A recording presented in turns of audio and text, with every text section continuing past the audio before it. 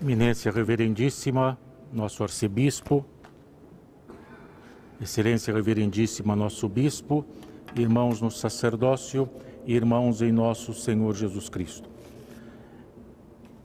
Neste período da Quaresma, nós nos concentramos nas nossas celebrações, naquilo de que nós fazemos memória, principalmente na última semana de vida de Jesus Cristo, que é aquilo que nós chamamos a sua paixão, seu sofrimento para a nossa salvação, que culminou na sua crucificação, morte e ressurreição, sendo que tudo isto é exatamente para nos levar à ressurreição, para nos levar à comemoração da Páscoa, à festa das festas. E quando nós falamos destes acontecimentos na vida de Jesus Cristo, alguns são tranquilamente aceitos. Jesus teve a sua última ceia com os seus discípulos, foi entregue por um dos seus discípulos, Judas Iscariotes, foi julgado, condenado, crucificado, morreu e foi colocado no túmulo de um homem rico, também seu discípulo, José de Arimateia. Isto não há problema em se aceitar. No entanto, quando se fala de ressurreição, é diferente. Primeiro, porque há aqueles que simplesmente aceitam. Ressuscitou, eu aprendi isso desde pequeno, a igreja ensina assim, eu vou à igreja para celebrar a Páscoa, então ressuscitou. Outros duvidam, negam que Jesus Cristo tenha ressuscitado. Alguns dizem que na verdade nem foi ele que foi crucificado, foi um sósia. Outros ainda dizem que ele foi crucificado, mas não chegou à morte, quando o tiraram da cruz ele foi reanimado. E aqueles que dizem que não houve sequer nada disso e que simplesmente ele não saiu do sepulcro e os discípulos inventaram que ele teria voltado à vida para animar os seus discípulos e para continuarem divulgando a sua fé, os seus ensinamentos. Então vamos pensar um pouquinho nisso, a ressurreição de Jesus. Para nós, como eu disse, é a festa das festas. Quem já pôde ver de perto os nossos evangelhos litúrgicos, sabem que se de um lado está Jesus crucificado, do outro está Jesus ressuscitado, e em muitas cruzes, inclusive usadas nos altares das nossas igrejas, há o Cristo crucificado e do outro lado o Cristo ressuscitado. Para dizer o quê? Que a cruz, instrumento de morte, leva à vida, à ressurreição, em se tratando de Jesus Cristo. E por ele nós seguimos o mesmo caminho. Então o que nós dizemos é que Jesus venceu a morte. E quando nós lemos os acontecimentos depois da subida aos céus de Jesus, a partir de Pentecostes, nós vemos que os discípulos anunciavam Jesus Cristo ressuscitado, porque era o mais importante. Afinal, se Jesus tivesse feito tudo o que fez, até a morte de cruz e a sepultura, mas não tivesse ressuscitado, o que seria realmente o cristianismo? Poderia ser uma religião, sem dúvida, mas não uma religião capaz de realmente ligar o homem novamente com Deus, porque o Salvador ficou no sepulcro. Ele não pôde fazer nada por ninguém além disso.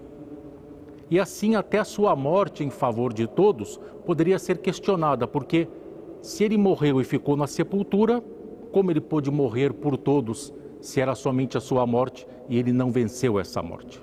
Mas nós vemos que os apóstolos pregavam a ressurreição e pregavam Cristo ressuscitado. Aliás, quando nós lemos nos Atos dos Apóstolos, parte da mensagem do apóstolo Paulo em Atenas, a reação dos ouvintes é que ele, Paulo, estava pregando estranhos deuses. Mas que deuses? Ele estava falando de Jesus, um só. É que ele falava de Jesus e da ressurreição. Anástasis, achavam que ele estava falando de duas divindades diferentes, porque Paulo pregava Cristo ressuscitado. E um dos textos mais conhecidos, quando se fala da ressurreição de Jesus, também é do apóstolo Paulo, porque ele diz: se Cristo não foi ressuscitado, logo é vã a nossa pregação e também é vã a vossa fé. Por quê?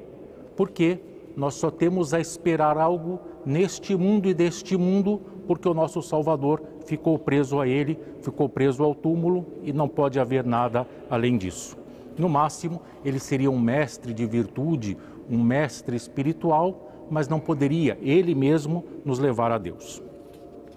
São Gregório de Nissa disse o seguinte sobre a ressurreição de Jesus: pela sua ressurreição, Cristo ressuscita tudo o que existe, porque se tornou Ele próprio para aqueles que se aviltam na obscuridade e na sombra da morte, a sua vida, a sua ressurreição, a sua ascensão e o seu dia esplendoroso. Há aqueles que querem espiritualizar a ressurreição. É um dado de fé. A comunidade cristã acreditava assim, o que foi registrado foi a fé da comunidade cristã. Mas se nós acreditarmos nisso, se nós entendermos desta forma, nós vamos ter que dizer o quê? Que todos aqueles que escreveram e pregaram, os apóstolos, os evangelistas, que Jesus havia ressuscitado, mentiram, porque eles disseram algo que no final não aconteceu. Mais que isso, vamos ter que dizer que Jesus não era tão poderoso quanto era e que nem Deus teve poder para fazer o seu filho ressuscitar de entre os mortos. Tomé não tocou em Jesus ressuscitado, os apóstolos e outros discípulos não estiveram com ele depois do seu sepultamento, os evangelhos são mentirosos e aquelas mulheres que foram à sepultura e disseram que ele não estavam lá, deviam estar alucinadas porque viram algo que não era real. Talvez o sofrimento as tivesse levado a ver algo que na verdade não existia. Mas o que nós temos que entender é que os apóstolos pregaram Jesus não só por fé. Logo que eles escreveram e ensinaram, não era simplesmente registro de fé.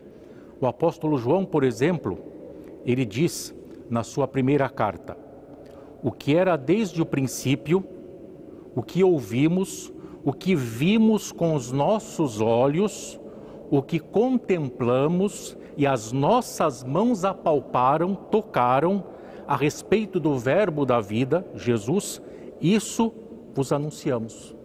Então ele está dizendo, nós anunciamos aquilo de que nós somos testemunhas, que nós vimos, que nós sabemos que é real. E se nós nos lembrarmos quando a comunidade se reuniu e disseram que alguém teria que ocupar o lugar de Judas Iscariotes, o apóstolo que traiu o mestre, qual era a exigência fundamental? Está lá no livro dos Atos dos Apóstolos, capítulo 1, versículo 22.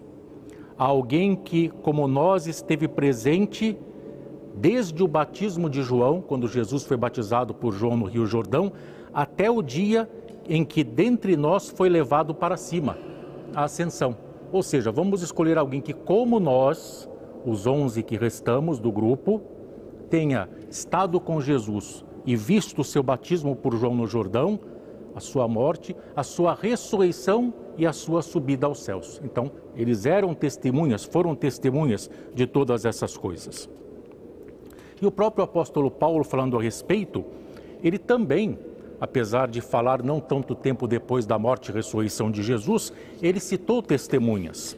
Está na sua primeira carta aos Coríntios, capítulo 15, versículos 4 a 7. Ele diz o seguinte: que ressuscitou ao terceiro dia, Jesus, segundo as Escrituras, que apareceu a Cefas, Pedro, e depois aos 12.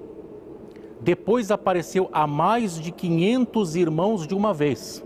Isso nem está registrado nos evangelhos, mas o apóstolo Paulo cita aqui.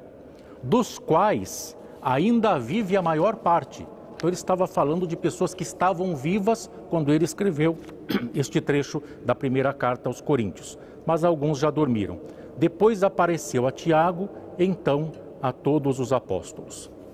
E se nós pensarmos quando ele apareceu a Tomé, foi algo muito real, porque Tomé não aceitou. Tomé não acreditou no testemunho dos seus irmãos. E Jesus o que fez? Se apresentou a ele e disse, ponha a sua mão na minha mão, no lugar dos cravos, para ver que sou eu. Este é o corpo que foi pregado na cruz, está aqui o sinal. Meus pés, o lado traspassado pela lança. Pode tocar, sou eu. E embora se fale muito da dúvida de Tomé, Tomé, o apóstolo que duvidou, que não tinha muita fé. Na verdade, se nós lermos um outro trecho no Evangelho de Lucas, nós vamos ver que os próprios apóstolos tiveram um problema inicial quando Jesus se manifestou a eles depois da ressurreição. Está aqui o texto, Lucas 24, 36, 37. Enquanto ainda falavam nisso, os apóstolos, o próprio Jesus se apresentou no meio deles e disse-lhes: paz seja convosco. Mas eles, espantados e atemorizados, pensavam que viam algum espírito. Eles acreditavam já em fantasma e achavam que aquele que estava ali era o fantasma de Jesus. Não era ele. E o que Jesus fez? Jesus, mais uma vez, mostrou a eles as mãos, o lado, é meu corpo, sou eu, e foi além. Tendes aqui alguma coisa que comer? Perguntou. Então lhe deram um pedaço de peixe assado, o qual ele tomou e comeu diante deles, para mostrar o quê? Eu sou um ser real, estou aqui com vocês, estou comendo peixe, não sou um fantasma, não sou um espírito, porque não poderia fazer isso se fosse o caso. E depois o texto de São Lucas diz que ele lembrou a eles que ele havia falado sobre a sua ressurreição e citou os salmos, os profetas, as escrituras em geral, para dizer que eles haviam predito que ele morreria e ressuscitaria ao terceiro dia. Só um trecho ainda de Lucas. Assim está escrito, e assim convinha que o Cristo padecesse, o próprio Jesus falando, e ao terceiro dia ressuscitasse dentre os mortos, e em seu nome se pregasse o arrependimento e o perdão dos pecados do Cristo ressuscitado. E é por isso que na nossa profissão de fé, no nosso credo, nós dizemos que cremos que Jesus ressuscitou segundo as Escrituras, cumprindo lá as profecias do Antigo Testamento que preparavam, na verdade, o novo com a manifestação do Messias. O Salmo 16, Salmo de Davi: não deixarás a minha alma na morte, nem permitirás que o teu santo veja corrupção.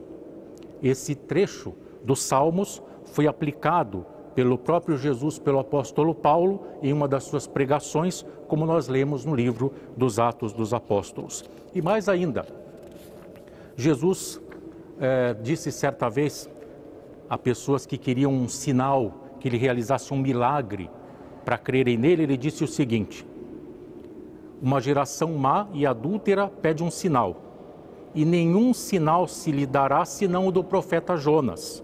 Como Jonas esteve 3 dias e 3 noites no ventre do grande peixe, assim estará o Filho do Homem 3 dias e 3 noites no seio da terra. Até este episódio da vida do profeta Jonas era uma profecia da ressurreição de Jesus Cristo. E mais, qual foi uma das acusações feitas a Jesus no seu julgamento? Ele disse que poderia destruir o santuário, o templo, e reconstruí-lo em 3 dias. Mas do que é que Jesus falava? Está no Evangelho de São João, capítulo 2, versículos 19 a 22. Mas ele falava do santuário do seu corpo. Quando, pois, ressurgiu dentre os mortos, seus discípulos se lembraram de que ele dissera isto e creram na Escritura e na palavra que Jesus havia dito. Então é isso que ele queria dizer, ele não estava falando literalmente de destruir o templo. E mais, ele não ressuscitou, entre outros, Lázaro, um fato tão importante que abalou tanto a comunidade da época, que os líderes judeus que já planejavam tirar a vida de Jesus, passaram a planejar também tirar a vida de Lázaro, porque por causa de Lázaro, ressuscitado dentre os mortos depois de 3 dias, muitos estavam acreditando em Jesus. Se ele podia ressuscitar os mortos, ele era Senhor sobre a própria morte, Senhor da vida, doador da vida, Senhor de vivos e de mortos. E mais ainda, há uma menção no Evangelho de São Mateus, no final do Evangelho, que às vezes passa até despercebida, mas é interessante nós nos lembrarmos. Os sepulcros se abriram, isso logo depois da morte de Jesus na cruz. Os sepulcros se abriram e muitos corpos de santos que tinham dormido, falecido, foram ressuscitados.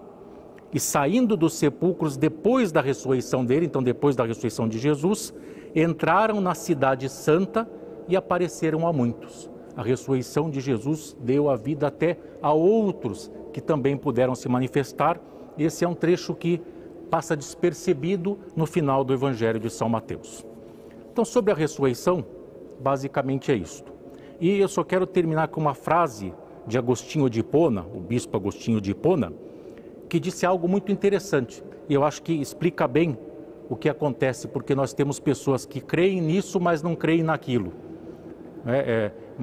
Veem a igreja, a fé, o evangelho como uma espécie de buffet, eu me sirvo do que me interessa. Então a frase de Santo Agostinho é essa: se você acredita no que lhe agrada nos evangelhos e rejeita o que não gosta, não é nos evangelhos que você crê, mas em você. Então, para a ressurreição de Jesus, pode-se perfeitamente aplicar isto. Obrigado.